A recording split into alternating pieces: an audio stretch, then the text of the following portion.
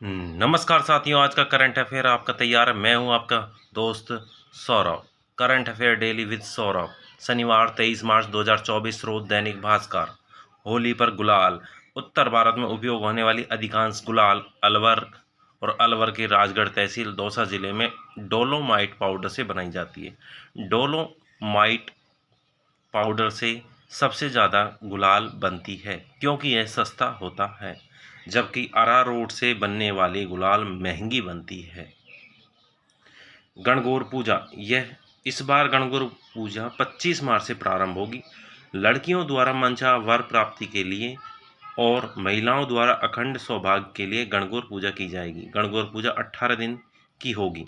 यह 25 मार्च से 11 अप्रैल तक संपन्न होगी। गणगौर के दौरान गण के रूप में ईश्वर भगवान शिव और गोरा के रूप में पार्वती की पूजा की जाएगी। अंतरिक्ष यान पुष्पक। इसरो भारतीय अंतरिक्ष अनुसंधान संगठन ने एक और ऐतिहासिक सफलता हासिल की है। कर्नाटक के चित्रदुर्ग में 22 मार्च को सुबह 7:10 पर स्वदेशी तकनीक से तैयार reusable launch vehicle Pushpak RLV-LEX-02 की परफेक्ट लैंडिंग हुई। देश का पहला reusable launch vehicle Pushpak air force ने चिनूक हेलीकॉप्टर से पुष्पक को रिलीज किया गया। इसके साथ भारत रीयूजेबल लॉन्च व्हीकल क्षमता वाला विश्व का छठा देश बन गया है। 100 करोड़ रुपए का पुष्पक प्रोजेक्ट है। 6 देश अमेरिका, रूस, चीन, फ्रांस, जापान और भारत हो गए हैं।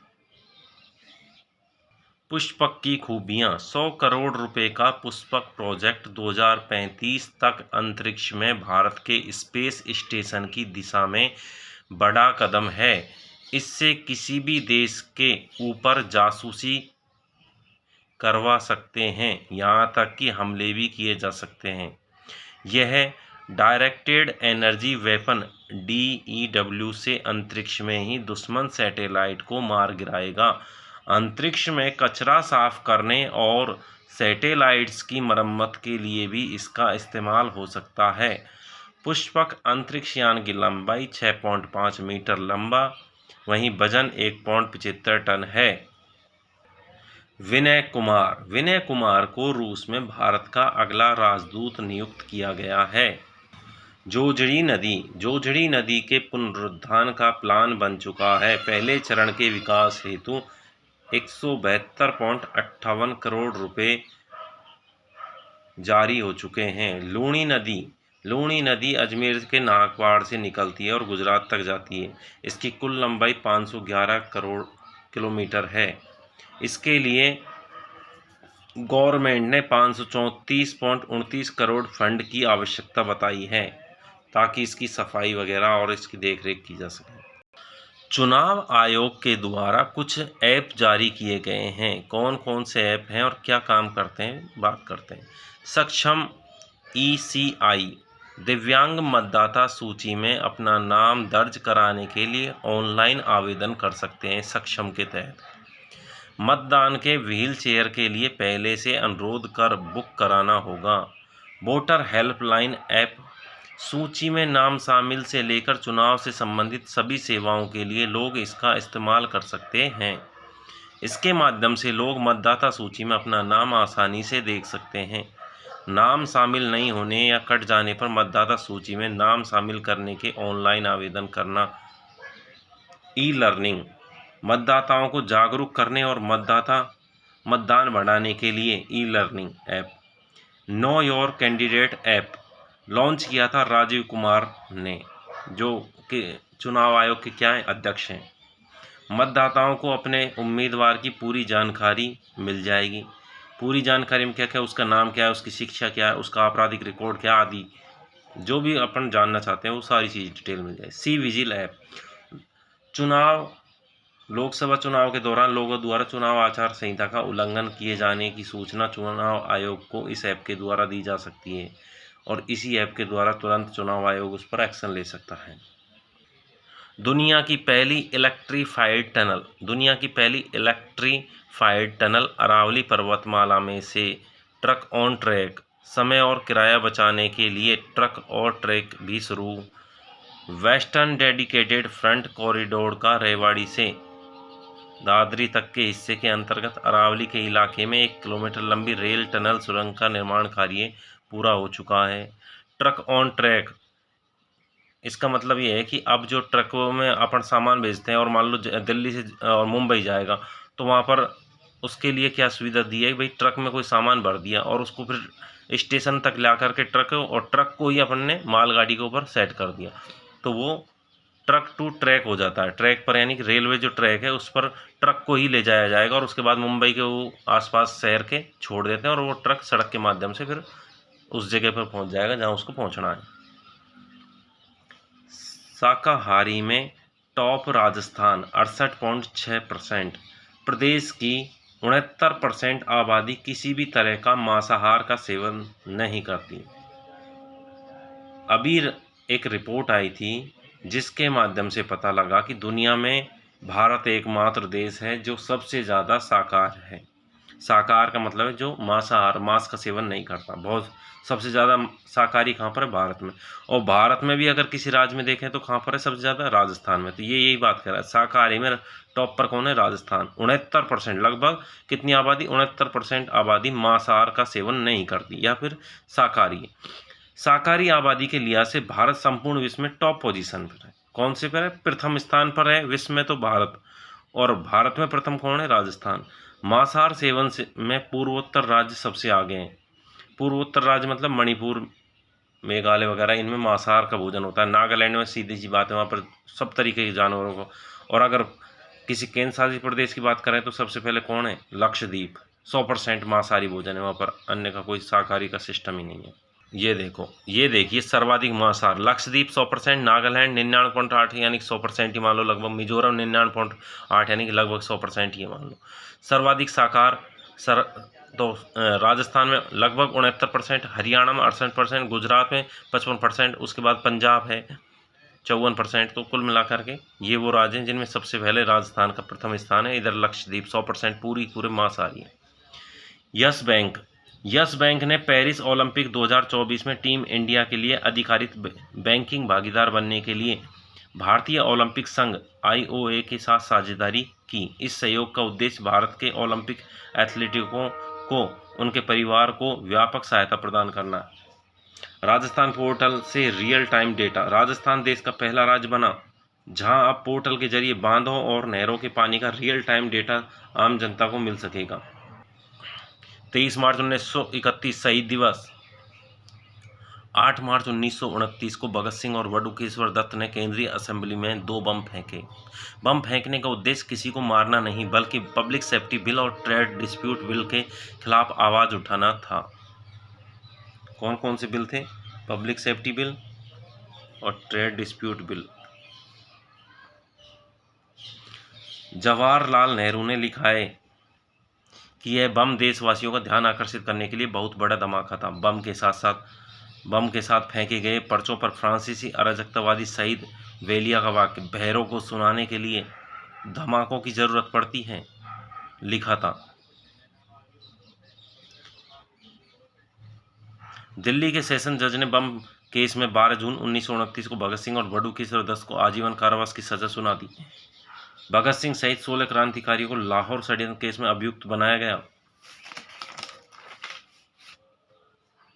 यतीन्द्र नाथ दास बंदियों की मांगों के लिए भूख हड़ताल करते हुए लाहौर जेल में 63 दिन बीमार हुए। उसके बाद 64वें दिन 13 सितंबर 1929 को शहीद हो गए। उनके शव को रेल द्वारा लाहौर से कलकत्ता ले जाया गया। दास की 2 मील लंबी शव यात्रा में लगभग 6 लाख व्यक्ति शामिल हुए। दिसंबर 1929 में हिंदुस्तान सोशलिस्ट रिपब्लिक एसोसिएशन के अधिकारियों ने दिल्ली के निकट वायसराय इरविन की गाड़ी को बम से उड़ाने का प्रयास किया। 1 मई 1930 को गवर्नर जनरल के अध्यादेश द्वारा जस्टिस J. कोल्ड स्ट्रीम की अध्यक्षता में एक स्पेशल ट्रिब्यूनल की स्थापना की गई, जिसके 2 अन्य सदस्य जस्टिस आगा हैदर व जस्टिस जी.सी. हिल्टन थे। ट्रिब्यूनल में भगत सिंह सहित 15 क्रांतिकारियों पर मुकदमा चलाया गया। तीव्र विरोध के कारण ट्रिब्यूनल को सिरे से गठित करना पड़ा, जिसमें जस्टिस जी.सी. हिल्टन को अध्यक्ष और जस्टिस जे.के. टैप व जस्टिस अब्दुल कादिर को सदस्य बनाया गया। स्पेशल ट्रिब्यूनल ने 7 अक्टूबर 1930 को भगत सिंह, राजगुरु व सुखदेव को सजाए मौत की सजा सुनाई गई। नौजवान सभा ने अपील कमेटी का गठन कर भगत सिंह की सजा के विरुद्ध सम्राट के समक्ष अपील की और 17 फरवरी 1781 को भगत सिंह दिवस मनाया गया। लाहौर षड्यंत्र के सैंडर्स हत्याकांड की सुनवाई के दौरान क्रांतिकारियों ने बम फेंककर अभियुक्तों की रिहाई की योजना बनाई। इसी उद्देश्य परीक्षण के दौरान बम फटने से 28 मई 1930 को रावी नदी के किनारे वतीचरण बोहरा की शहादत हो गई। चंद्रशेखर आज़ाद भी 27 फरवरी 1931 को इलाहाबाद के अल्फ्रेड पार्क में पुलिस के एक शौर्यपूर्ण मुकाबले में शहीद। 23 मार्च 1931 को भगत सिंह, राजगुरु व सुखदेव को लाहौर षड्यंत्र केस में लाहौर में फांसी पर लटका दिया गया। सुभाष चंद्र बोस ने भगत सिंह को श्रद्धांजलि देते हुए कहा कि भगत सिंह जिंदाबाद और इंकलाब जिंदाबाद का एक ही अर्थ है। गांधी जी ने भी स्वीकार किया कि किसी भी व्यक्ति के जीवन के साथ इतना अधिक रोमांच नहीं जुड़ा जितना कि भगत सिंह के साथ जुड़ा था।